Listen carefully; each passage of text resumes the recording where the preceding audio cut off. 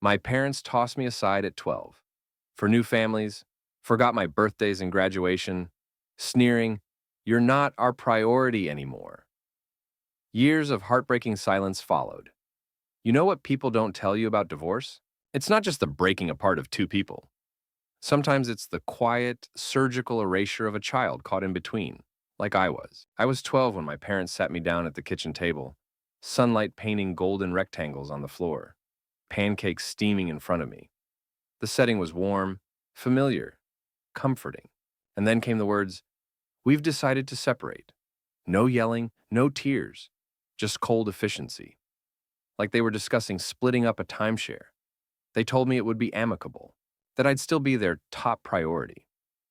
But I saw it in their eyes, how quickly they shifted the focus back to themselves, their futures, their new beginnings.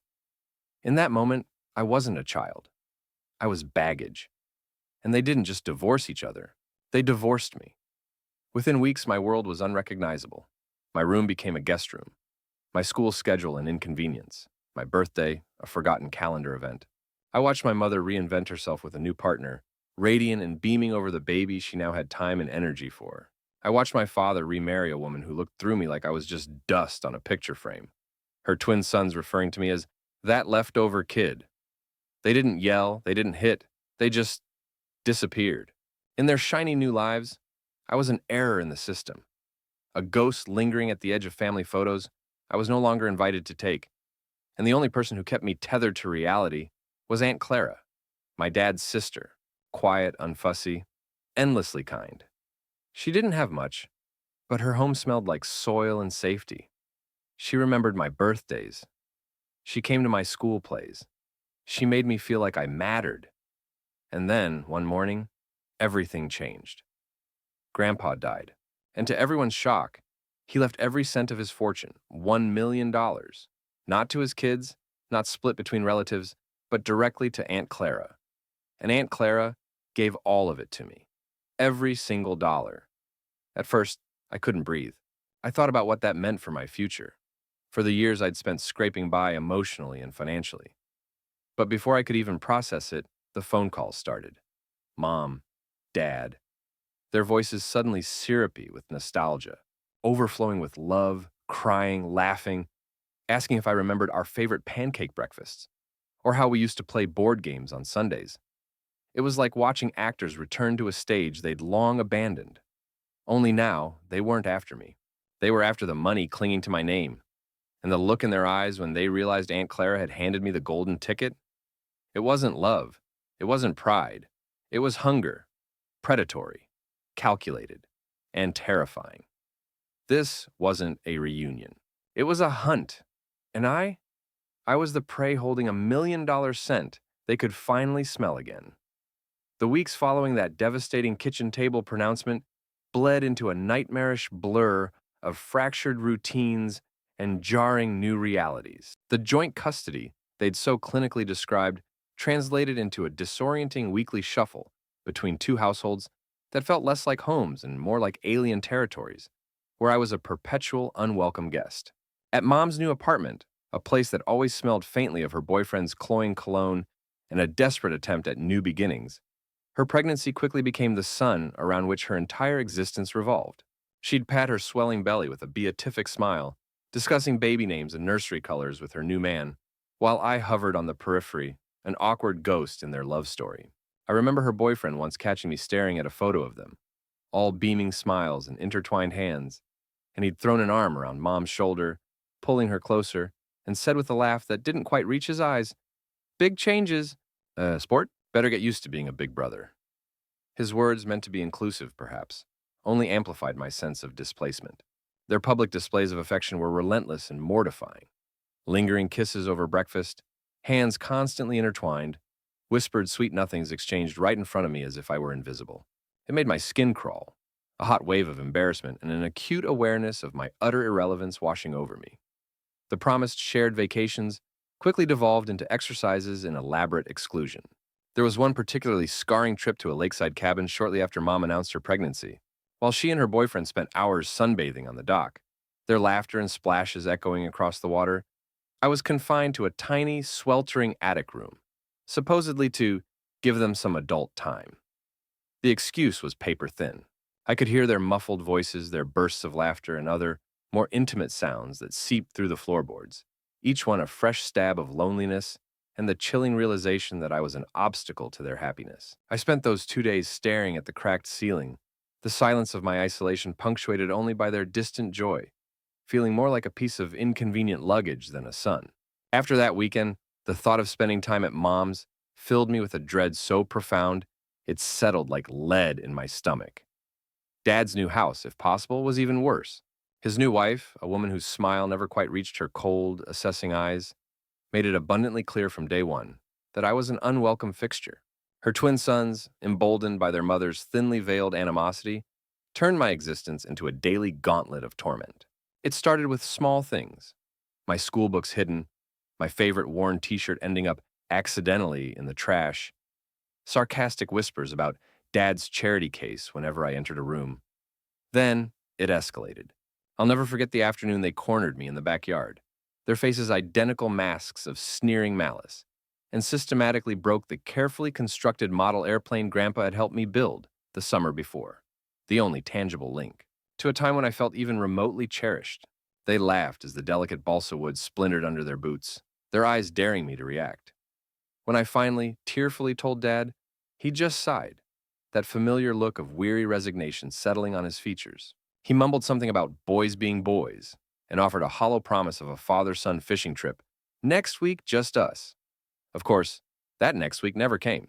It always coincided with my scheduled rotation to Mom's, a convenient deferral that quickly became the soundtrack to my disappointment.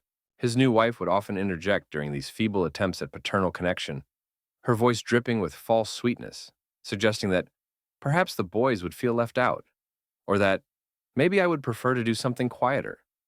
Dad invariably would fold, his promises dissolving like smoke. It was on one of those bleak evenings, after another broken promise and another sneering dismissal from my stepmother, that the thought of Aunt Clara's quiet, unassuming house began to feel less like a temporary refuge and more like the only sanctuary left in a world determined to erase me.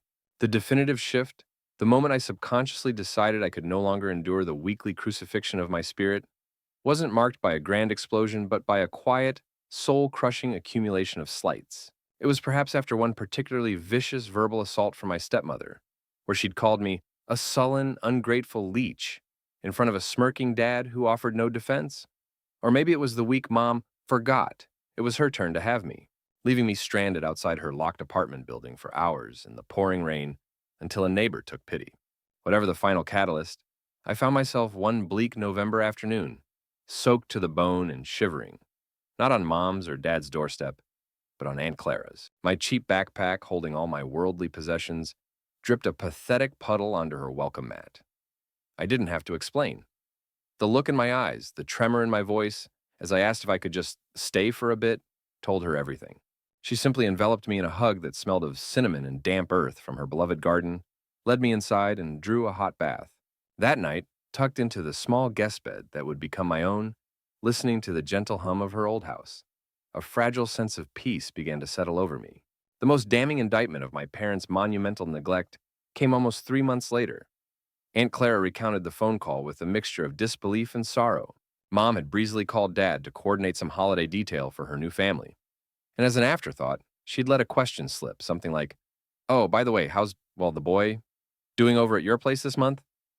Dad, equally casual, had replied, "What are you talking about? He's been with you, hasn't he?" Aunt Clara described the chilling pause that followed. Then Dad's confused, almost irritated voice saying, "Well, if he's not with you, and he's clearly not with me, where the hell is he?" 3 months. 90 days of my 12-year-old life had vanished from their radar, unnoticed, unremarked upon, like a misplaced set of keys. They were too busy orchestrating their perfect new existences, celebrating new milestones with new children, to realize one of their original children had simply ceased to exist within their gilded cages. The knowledge that my absence was less significant than a forgotten dental appointment carved a canyon of grief within me. Life with Aunt Clara was the antithesis of the emotional minefields I'd navigated before. Her love wasn't conditional. Her attention wasn't a currency to be earned. She remembered my favorite foods, quietly helped me with the math homework that always made my head spin, and Most importantly, she listened. Really listened. There were impromptu trips to the local diner for greasy burgers and milkshakes, cozy evenings spent watching old movies, and always, the comforting presence of her plants. A silent green army that seemed to absorb the lingering sadness within me. I started working in her small plant nursery after school. The earthy scent of soil and the quiet satisfaction of nurturing something, of watching it grow under my care, becoming a strange sort of therapy. The summer visits to Grandpa's farm continued, now with Aunt Clara by my side. Grandpa, with his gruff exterior and surprisingly gentle hands, would teach me about the land, about the constellations, his stories weaving a tapestry of connection that I'd never known. These moments were oases of peace in the desert of my childhood. The financial lifeline for my father, predictably, frayed and then snapped. The monthly allowance he initially sent to Aunt Clara became sporadic, then vanished. Aunt Clara never once made me feel the pinch, quietly absorbing the cost, her sacrifices a silent testament to her love. But the forgotten birthdays were like fresh wounds each year. My 13th, 14th, 15th, all passed with an aching silence from my parents. Aunt Clara would bake a small cake, her cheerfulness a brave shield against my unspoken disappointment. Only after her pointed, often exasperated reminder calls would one of them phone, their voices rushed, their "Happy birthday, son, we love you so much," sounding hollow and obligatory, before they'd inevitably cut the call short with some vague excuse. One winter, a brutal flu laid me low for a week. Aunt Clara nursed me with unwavering patience, spooning soup into me, checking my fever. She called both my parents, her voice tight with worry. Neither came. Neither even called back to check on me. The absolute nadir of their neglect, the moment that hammered the final nail into the coffin of any lingering hope, was my high school graduation. A day meant for pride, for family, for celebrating a significant achievement. As I walked across that stage to receive my diploma, my eyes scanned the crowd, searching, despite everything, for a familiar face. All I saw were other families, beaming, cheering, engulfing their graduates in hugs. The seats where my parents should have been were starkly, painfully empty. Only Aunt Clara was there, her applause ringing out, her proud tears a beacon of solitary love in that vast auditorium. Later, when she confronted them, separately, about their callous absence, they each offered me a string of pathetic, easily disproven excuses via curt phone calls. A last-minute crisis at work, a sudden illness in the new family. Their apologies were weightless, empty. It was then, listening to their insincere regrets, that something inside me finally irrevocably snapped. The resentment I'd suppressed for years surged forth, cold and hard. I started letting their calls go to voicemail, the sound of their voices an intolerable irritant. And soon they stopped calling altogether, their narrative shifting seamlessly to one where I was the problem, the rude, ungrateful, difficult son who refused to communicate. I didn't fight it. Let them have their story. I was too busy trying to build my own, brick by painful brick, out of the rubble they'd left behind. University life was a whirlwind of newfound independence and intellectual challenges. I moved out of Aunt Clara's comforting embrace into a sterile dorm room, a tiny box that nonetheless felt like a kingdom because it was mine. But the physical distance did little to diminish the bond Aunt Clara and I shared. If anything, it deepened. I made it a point to travel back to her house, my true home, for every holiday, every birthday, meticulously saving from my meager part-time job earnings to buy her small tokens of my immense gratitude. She'd fuss over me, ensuring I was eating properly, her quiet questions about my studies and my well-being a stark contrast to the years of parental indifference. I remember one particularly bleak Thanksgiving during my sophomore year when I couldn't afford the trip home. Aunt Clara, without a word of complaint, packed a massive care package filled with homemade cookies, her famous apple pie, and a hand-knitted scarf, and drove 3 hours through a snowstorm just to share a meal with me in my cramped dorm common room. It was moments like these, small acts of unwavering love, that stitched together the tattered edges of my young adulthood.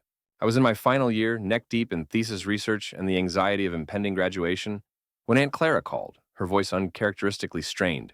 Grandpa, her father, the gruff, kind-hearted farmer whose stories and quiet affection had been a rare beacon of warmth in my childhood, was gravely ill. He'd been a fixture on those idyllic summer visits to his sprawling farm, a place of sun-drenched fields and the earthy scent of honest work. Aunt Clara and I had always been the ones to make the effort, to sit with him on his porch swing, listening to his tales of the old days. My own father and his equally distant brothers had long relegated Grandpa to the periphery of their busy, self-important lives, their visits perfunctory, their excuses for absence plentiful. The hypocrisy was therefore almost unbearable when they all materialized at Grandpa's funeral, a somber parade of dark suits and carefully arranged expressions of grief. I watched my father, a man who hadn't found time to visit his ailing parent in months, now dabbing at his eyes with a pristine handkerchief. It was a performance, and a sickeningly unconvincing one at that. The real drama, however, unfolded a few days later in the hushed, wood-paneled office of Grandpa's lawyer. The air was thick with unspoken tension and the rustle of expensive fabrics as my father and uncles awaited the reading of the will. Their feigned sorrow had been replaced by a barely concealed, twitchy anticipation. The lawyer, a man with a face like old parchment, finally cleared his throat and began to read. The silence in the room became absolute as he detailed Grandpa's final wishes.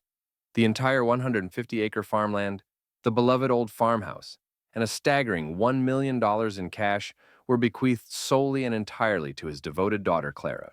The remainder of his considerable estate was to be divided amongst various agricultural charities he'd championed. A collective gasp, sharp and venomous, sucked the air from the room. I saw my father's face contort, a mask of disbelief hardening into furious resentment. One of my uncles actually slammed his fist on the polished mahogany table, a muttered curse escaping his lips. Grandpa, it was revealed, had spent his final months asking for his sons, his heart heavy with their neglect. Only Aunt Clara had answered his silent call, moving in with him, tending to his needs, offering solace when his own blood had offered only excuses. A week later, Aunt Clara summoned me to her house. The atmosphere was imbued with a quiet solemnity. She sat me down in her sun-drenched kitchen, a place of countless comforting cups of tea and quiet conversations, and her eyes, though tinged with the sadness of her recent loss, held a new, unwavering light. She spoke of Grandpa's quiet wisdom, his disappointment in his sons, but also his deep, abiding affection for me, the grandson who had always sought his company. She reminded me of the countless times I'd sat with her, animatedly describing my youthful, ambitious dreams of one day starting my own small tech company, a venture that seemed impossibly distant given my circumstances. Then, with a gentle smile that radiated pure, unconditional love, she told me she was giving the entire $1 million, Grandpa's legacy, to her, to me. The world tilted on its axis. I couldn't breathe, couldn't speak. It wasn't just the astronomical sum, a figure so vast it felt unreal. It was the sheer, overwhelming force of her belief in me, her selfless generosity that mirrored the love I had so desperately craved and been denied by my own parents. Your grandpa knew my heart, and he knew yours, dear boy, she said softly, her hand covering mine. He wanted you to have a future, the one you deserve. Use this to build your dream. The carefully constructed dam I'd built around my emotions for so many years finally shattered. I didn't just cry, I sobbed. Great, heaving gasps of gratitude, of pain released, of a hope so blindingly bright it was almost terrifying, clinging to her as if she were the only solid thing in a reeling universe. This gift wasn't just money, it was a chance, a validation, a future, all bestowed by the one person who had never, not once, let me down. The news of my $1 million inheritance, a gift of pure love from Aunt Clara, rippled through the stagnant waters of my parents' lives with the force of a depth charge. Suddenly, I, the forgotten son, the inconvenient ghost of their pasts, became the most sought-after person in their universe. My phone, long accustomed to their neglectful silence, began to detonate with an almost comical frequency. Calls from Mom, her voice dripping with a cloying sweetness I hadn't heard since I was small enough to believe her lies. Texts from Dad, filled with sudden, effusive pride in my boy. It was a full-scale love-bombing operation, so transparently orchestrated it was almost insulting. I met their advances with a wall of cold politeness, curtly informing them that their sudden affection was about a decade too late and $1 million too obvious. But they were like relentless hounds on a scent, their desperation palpable. The initial salvos were aimed at my upcoming university graduation, an event they hadn't given a passing thought to until my bank account swelled. Dad materialized at my dorm, uninvited, his face a mask of paternal pride as he gushed about how he'd always known I was special. He feigned amnesia regarding the years of missed birthdays and the hollow ache of his absence at my high school graduation, casually suggesting I was still mad about the divorce and that it was time to move on. He painted a picture of a pining mother and a longing father, desperate to celebrate my success. I saw right through it, the dollar signs practically flashing in his eyes. Mom echoed his performance in a tearful voicemail, her voice cracking with emotion as she spoke of their shared dreams for my academic triumph. Their attempts to secure an invitation were so blatant, so pathetically transparent, that I simply stopped responding. Predictably, once it became clear I wouldn't be swayed into a premature reunion, neither of them even bothered to ask for the actual date of the ceremony. The proud moment was swiftly forgotten. Then came the more direct financial assaults, each one a fresh twist of the knife. Mom called, her voice oozing with false concern, to inform me that my half-sister, a child whose face I couldn't even picture, desperately needed to attend an elite private school.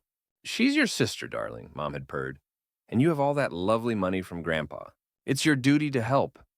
When I flatly refused, reminding her of her own parental duties she'd so spectacularly failed, her sugary facade crumbled into a torrent of accusations about me being ungrateful and stuck in the past.